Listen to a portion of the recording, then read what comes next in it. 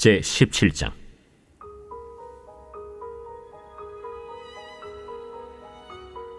아히도벨이 또 압살롬에게 이르되, 이제 내가 사람 12,000명을 택하게 하소서. 오늘 밤에 내가 일어나서 다윗의 뒤를 추적하여 그가 고온하고 힘이 빠졌을 때에 기습하여 그를 무섭게 하면 그와 함께 있는 모든 백성이 도망하리니 내가 다윗 왕만 쳐 죽이고 모든 백성이 당신께 돌아오게 하리니 모든 사람이 돌아오기는 왕이 찾는 이 사람에게 달렸습니다.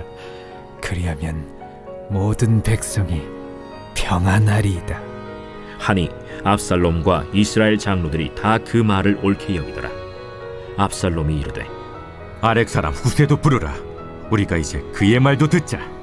후세가 압살롬에게 이르매 압살롬이 그에게 말하여 이르되, 아히도벨이 이러이러하게 말하니 우리가 그 말대로 행하랴.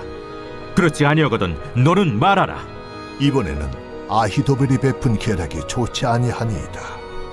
왕도 아시거니와 왕의 아버지와 그의 추종자들은 용사라. 그들은 들에 있는 곰이 새끼를 빼앗긴 것 같이 격분하였고 왕의 부친은 전쟁에 익숙한 사람인즉 백성과 함께 자지 아니하고 지금 그가 어느 굴에나 어느 곳에 숨어 있으리니 홍무리 중에 몇이 먼저 엎드러지면 그 소문을 듣는 자가 말하기를 압살롬을 따르는 자 가운데에서 패함을 당하였다 할지라. 비록 그가 사자 같은 마음을 가진 용사의 아들일지라도 낙심하리니 이는 이스라엘 무리가 왕의 아버지는 영웅이요 그의 추종자들도 용사인 줄 알미니이다. 나는 이렇게 계략을 세웠나이다. 온 이스라엘을 단부터 브엘세바까지 바닷가의 많은 모래같이 당신께로 모으고 친히 전장에 나가시고 우리가 그 만날 만한 곳에서 그를 기습하기를 이슬이 땅에 내림같이 우리가 그의 위에 덮여 그와 그 함께 있는 모든 사람을 하나도 남겨두지 아니할 것이요 또 만일 그가 어느 성에 들었으면 온 이스라엘이 밧줄을 가져다가 그 성을 강으로 끌어들여서 그곳에 작은 돌 하나도 보이지 아니하게 할 것이니이다. 압살롬과 온 이스라엘 사람들이 이르되, 아렉 사람 후세의 계략은 아히도벨의 계략보다 낫다 하니 이는 여호와께서 압살롬에게 화를 내리려 하사 아히도벨의 좋은 계략을 물리치라고 명령하셨음이더라. 5월 12일 금요일 모략의 불순종. 사무엘하 17장 1절에서 14절입니다.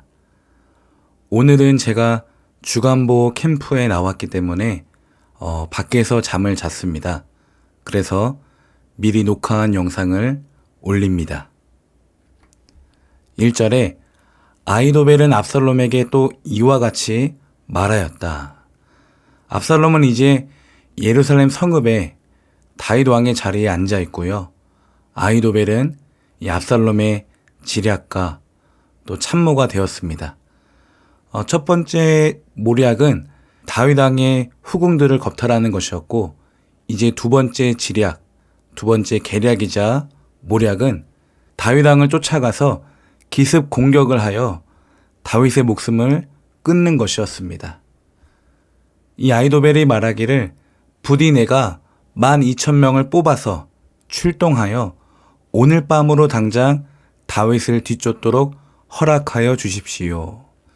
지금 다윗이 함께 있었던 군사가 600명입니다. 12,000명은 600명의 20배 정도 되는 숫자인데 철저히 승리하겠다는 심상이었습니다. 그리고 오늘 밤으로 당장 지금 예루살렘에서 다윗이 도망간 것이 하루에 있었던 일입니다.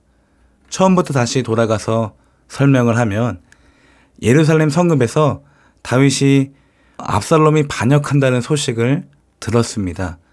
이스라엘 백성들의 민심이 압살롬에게 기울어졌습니다 라는 소식을 듣자 우리가 서둘러 도망가자. 그래서 후궁들은 남겨놓고 가족들과 신하들을 데리고 나갑니다. 그리고 예루살렘 성읍의 근처에 있었던 먼궁, 또 별채, 별장이라고 할 수 있는 이 먼궁에 잠시 머물렀는데, 왜냐하면 기드론 골짜기를 건너기 위해서 잠시 준비를 했던 모양입니다. 이때 가드에서부터 함께 했었던 군인 600명, 이 다윗의 경호부대 600명이 쫓아오고요. 또 가드 사람 이때가 이 다윗에게 와서 충성을 고백합니다. 그리고 함께 기드론 골짜기를 건너죠. 기드론 골짜기를 건너니까 이 사독과 아비아달 제사장이 언약궤를 메고 레위 사람들과 왔습니다. 그런데 이 다윗은 돌려보내면서 예루살렘 성읍의 소식을 들려달라 부탁을 하고, 그리고 감람산을 올라가는 언덕에서 이 아히도벨, 다윗의 참모였던 이 아히도벨도 압살롬과 함께 반역했음을, 그 소식을 듣습니다. 거기서 다윗이 기도하죠.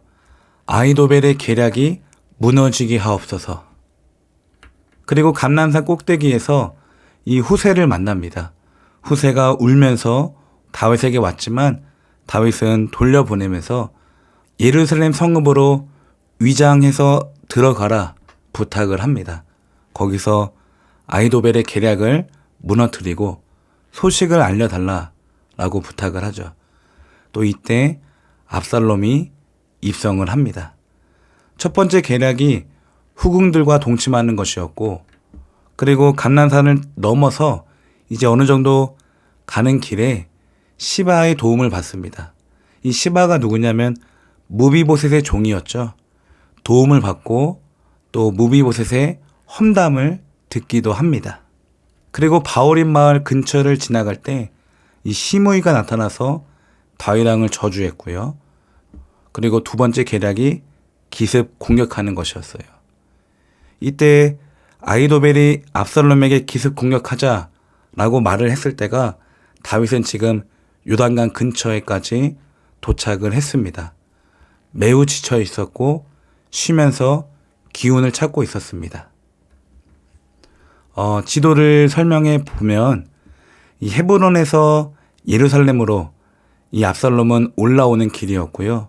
또 예루살렘 성읍에서 다윗과 신하와 가족과 그의 군사들은 기드론 골짜기를 지나고 올리브산, 감람산을 넘어가서 요단강 근처까지 도착하는 경로였습니다. 2절에 이 아히도벨이 계속 말합니다. 그가 지쳐서 힘이 없을 때 내가 그를 덮쳐서 겁에 질리게 하면 그를 따르는 모든 백성이 달아날 것입니다. 그때 내가 왕만 쳐서 죽이면 됩니다. 오늘 저와 여러분의 원수도 우리가 지쳐서 힘이 없을 때 공격합니다. 육체적으로 지쳐 있을 때도 마찬가지지만 우리가 기도하지 않은 이 영적인 나태함과 지침 속에서도 계속해서 이때다 싶어서 우리를 덮치고 겁을 내게 만듭니다. 그리고 지금 다윗을 따르는 모든 백성, 이 모든 백성은 신하와 군사와 가족이 아니고요. 예루살렘 성읍에 있었던 주민들인데 이들에게는 무기가 없었어요. 그래서 아마 오합지졸로 정말 두려운 마음으로 이 다윗을 쫓아왔을 것입니다. 그때 내가 겁탈하면, 그때 내가 덮치면 이들은 달아날 것입니다. 그리고 내가 다윗 왕만 쳐서 죽이면 됩니다. 지금 이 아히도벨은 무엇을 놓치냐면 하나님의 사람을 죽이는 것, 하나님의 기름 부으심을 받은 사람을 죽이는 것에 아무런 죄책을 느끼지 못하고 이렇게 계략으로 이야기를 하죠. 그러나 하나님이 이 점을 굉장히 진노하셨을 것입니다. 3절, 그렇게만 되면 내가 온 백성을 다시 임금님께로 돌아오게 할 수 있습니다. 마치 아내가 남편에게 돌아오듯이 백성이 그렇게 임금님께로 돌아올 것입니다. 여기에 돌아오다가 3번이나 쓰였습니다. 마치 이 압살롬의 이 상황은 정당하고 저 도망가는 다윗은 부당하다고 여기는 꼴입니다. 그러면서 아내는 지금 집을 나간 백성들을 말하고 남편은 압살롬을 말합니다. 돌아오게 할 것입니다. 임금님께서 노리시는 목숨도 오직 한 사람의 목숨입니다. 다윗 왕만 죽이면 백성들은 돌아오고 말 것입니다. 저들이 지금 600명이라 하지만 한 사람의 목숨뿐입니다. 다윗 왕만 죽으면 다 뿔뿔이 흩어질 것입니다. 나머지 백성은 안전할 것입니다. 라고 두 번째 계략, 이 아히도벨의 모략을 이야기하죠. 4절, 압살롬만이 아니라 이스라엘의 모든 장로도 이 말을 옳게 여겼다. 압살롬만이 아니에요. 지금 이스라엘의 장로들도 왕을 죽이는 것에 찬성을 합니다. 여기서 옳게 여기다, 이 단어는요, 좋아하다, 기뻐하다, 바르게 여기다예요. 그리고 형용사로 쓰일 때는 마땅히 해야 하는. 다시 말해서 지금 이 압살롬은 자기 아버지를 죽이는 일이 좋아하고 기뻐하고 이것을 선으로 여겼어요. 장로들도 여태까지 왕으로 섬겼지만 이 일을 마땅히 해야 하는 일로 여긴 것입니다. 여러분, 이렇게 죄에 빠지면 무엇이 옳고 무엇이 그른지를 분별할 수가 없습니다. 지금 기름 부음 받은 왕을 그리고 자기 아버지를 죽이는 일이 옳다, 바르다. 마치 세상은 성경이 죄라고 말하는 것을 괜찮아, 누구나 다 하잖아. 그것을 선이라고 말하기도 합니다. 5절에 그러나 압살롬은 아렉 사람 후세도 불러다가 그가 하는 말도 들어보자 라고 하였다. 여기에는 전적인 하나님의 섭리가 들어갑니다. 지금 압살롬이 후세를 불러서 말을 들은 것이 이스라엘의 역사를 바꾸어 놓아요. 잘못된 선택이었고 최악의 실수였습니다. 그런데 이것이 다윗의 기도를 통해서 하나님의 섭리, 하나님의 역사였죠. 여러분, 우리가 기도하지만 이렇게 우연으로라도 하나님이 강압적으로 일하실 때가 분명히 있다는 것을 여러분 믿고서 날마다 기도를 포기하지 않고 계속해서 기도하시기를 주님의 이름으로 축복합니다. 6절에 후세가 압살롬에게 오니 압살롬은 그에게 아히도벨이 한 말을 일러주고서 그 말대로 해야 할지 말아야 할지를 묻고 너의 다른 의견이 있으면 말하라 라고 하였다. 후세는 압살롬에게 아히도벨이 베푼 모략이 좋지 않다라고 말하고, 지금 다윗을 도와줘야 하기 때문에 이 아히도벨의 계략이 틀렸다라고 말을 해요. 왜냐하면 실상은 아히도벨의 계략이 맞았기 때문이에요. 아히도벨의 말대로 정말 그 12,000명을 이끌고 지금 밤이라도 당장 기습 공격을 하면 아마 다윗은 역사 속에서 사라졌을 것입니다. 그걸 알고서 후세는 틀렸습니다, 좋지 않습니다, 저에게 다른 계략이 있습니다 라고 거짓으로 말하고 다윗을 지금 도와주고 있는 것입니다. 8절에 그 까닭을 설명하였다. 임금님의 부친과 그 신하들은 임금님께서 잘 아시는 바와 같이 용사들입니다. 지금은 새끼를 빼앗긴 들녘의 곰처럼 무섭게 화가 나 있습니다. 이 팔레스틴 땅에 있는 곰은요, 북쪽 시리아, 수리아, 아람에서 내려오는 곰이었습니다. 갈색 곰이었어요. 굉장히 잔인하고 무서운 동물이었죠. 마치 그 곰처럼 화가 나 있습니다. 더구나 임금님의 부친은 노련한 군인들이어서 밤에는 백성들과 함께 잠도 자지 않습니다. 마치 그 옛날 사울 왕의 위협으로부터 도망쳤던 그 부하들, 그 군사들을 한번 생각해 보십시오.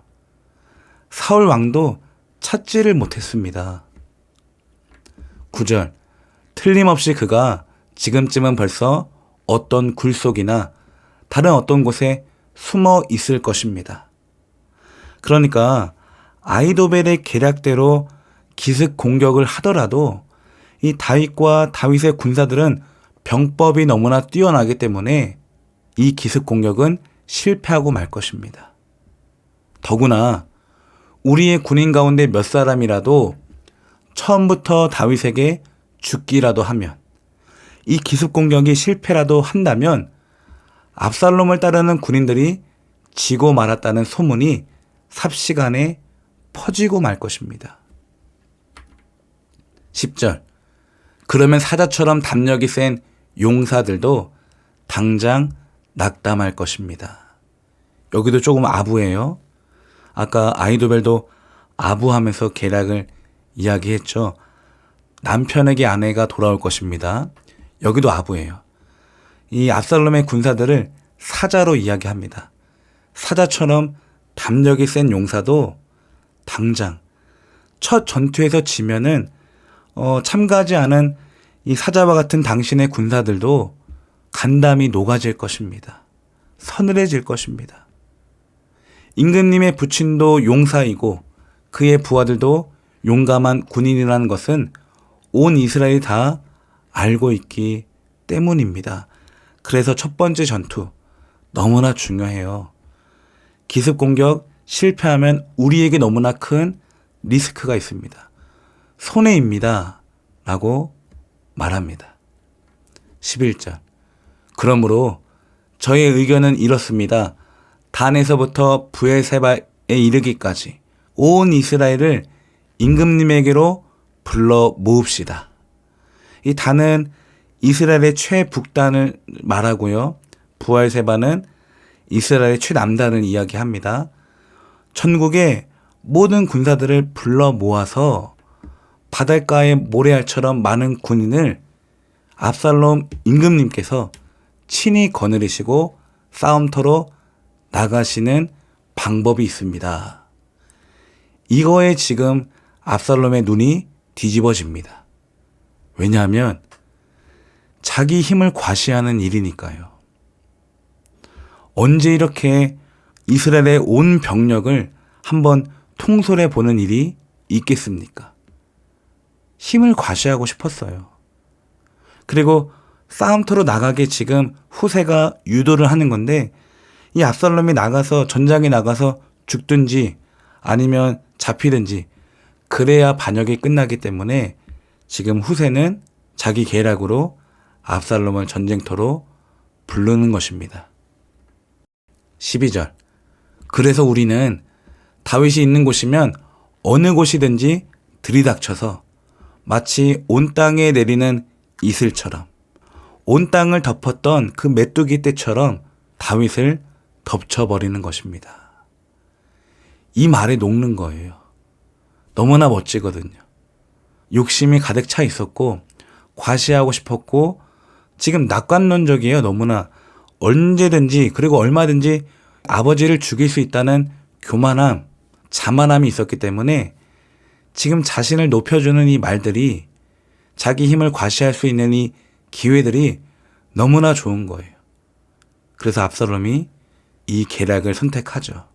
그러나 반대로 다윗은 자만하지 않습니다. 그러면 다윗은 물론이고 다윗과 함께 있는 모든 사람 가운데 한 사람도 살아남지 못할 것입니다. 왜 아히도벨처럼 다윗왕 한 사람만 죽입니까?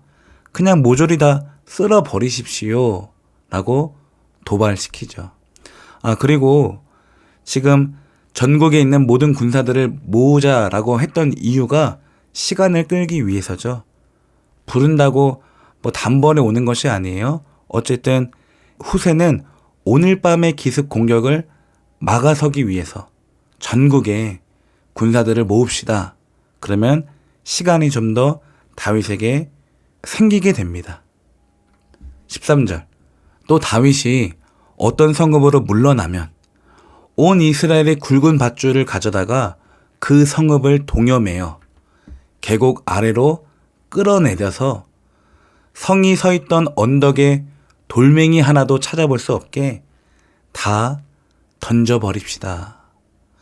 이 말은 좀 과장된 표현인데 온 이스라엘의 군사들이 모이면 인해 전술로 이 수많은 병력으로 못할 것이 없습니다.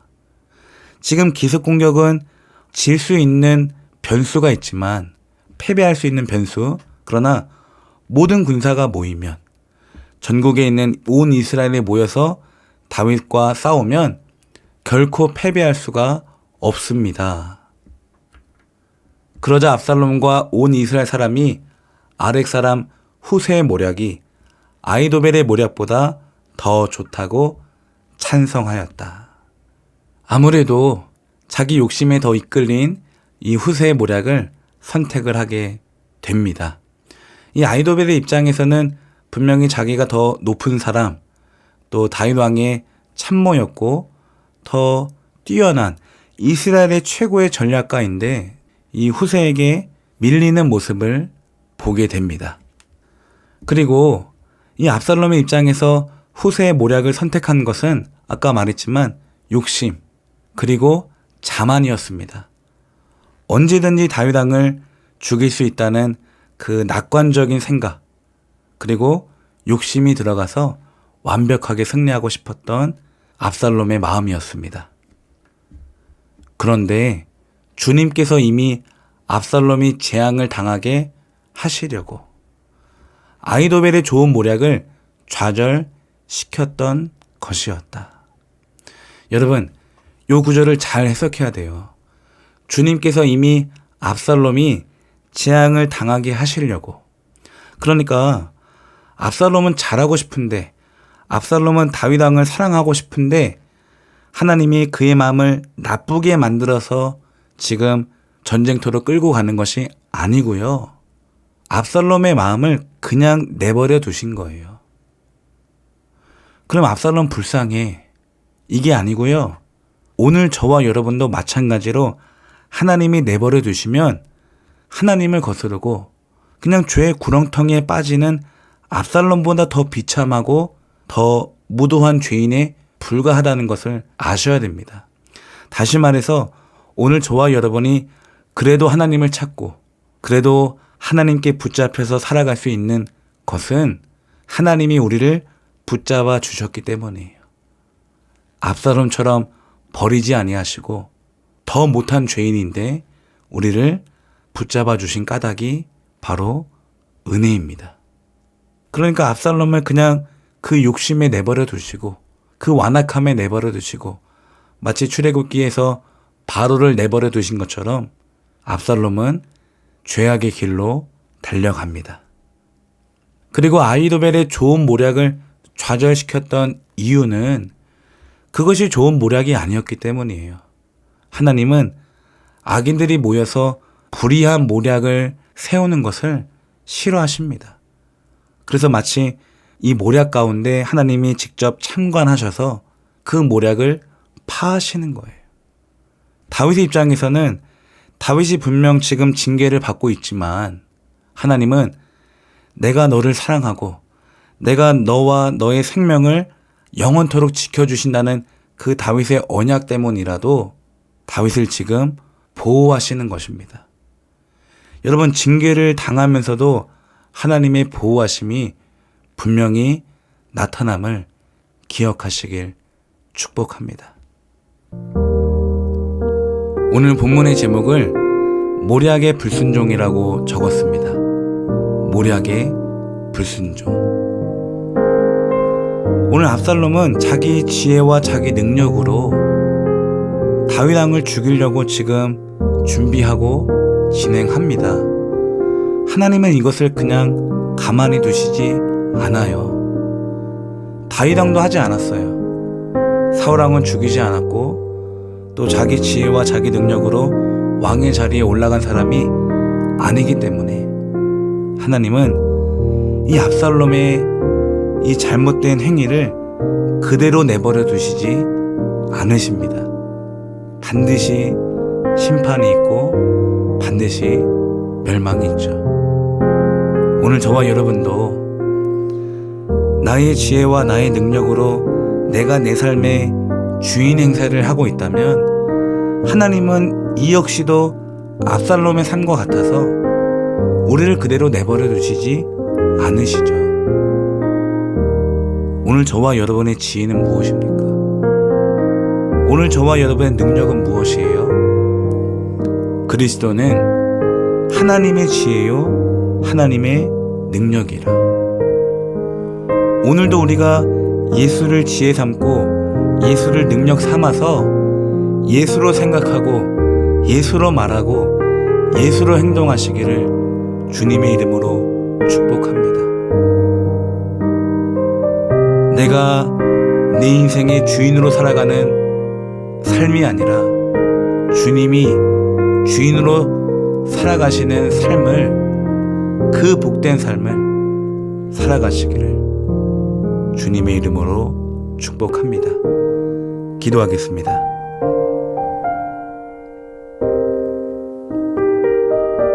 하나님 아버지, 그렇습니다. 오늘도 주님이 주인 되시는 삶 너무나 많이 들었고 지극히 알고 있는 것이지만 아직까지도 안 되니까 계속해서 이 말씀이, 이 진리가 우리 귀에 들려옵니다. 하나님, 오늘도 세상은 죄를 죄라고 말하지 않고 오히려 선이라고 말하는데, 아버지, 이 세상 가운데서 정말 선악을 분별하기가 너무나 어렵습니다. 주님이 주인 되어 주셔서 우리의 삶을 인도하시고 계속해서 주장하시고 간섭하시고 끌고 가 주옵소서. 주님이 통치하시고 다스리시는 그 왕 되신 삶이 오늘 우리에게 얼마나 다행이고 얼마나 큰 행복인 줄 다시 한번 믿음으로 아멘할 수 있도록, 믿음으로 인정할 수 있도록 주님, 내 마음 주장하여 주옵소서. 오늘도 내 지혜, 내 능력으로 살아가지 않겠습니다. 그리스도로 말하고 그리스도로 생각하고 그리스도로 살아가겠습니다. 직장에서나 가정에서나, 아버지, 부모나 동료나 친구나, 아버지, 누구에게서는 예수님처럼 작은 예수로 살아가겠습니다. 아버지, 우리가 또 다른 가면이 아니라 정말 예수님이 내 삶의 주인이어서 나는 죽어지고 날마다 예수님을 살리는 그 인생을 살아갈 때 아버지, 그리스도의 향기와 편지가 되어서 아버지, 모든 사람들이 보이지 않는 하나님을 나를 통해 보게 하시고 우리 삶을 통해서 하나님의 사랑과 은혜가 전달되기를 간절히 소망합니다. 주님, 오늘도 역사하여 주옵소서. 오늘도 나의 성읍에, 나의 왕좌에 주님이 앉아 주십시오. 주님이 통치하시고 다스리시면 그것이 나의 기쁨, 그것이 나의 행복, 그것이 나의 소원입니다. 주님, 철저히 다스려 주옵소서. 100% 주님만 오르십니다. 주님이 나의 지혜이고 주님이 나의 능력이십니다. 주님, 오늘도 마음껏 역사하여 주옵소서. 예수님의 이름으로 축복하며 기도드립니다. 아멘.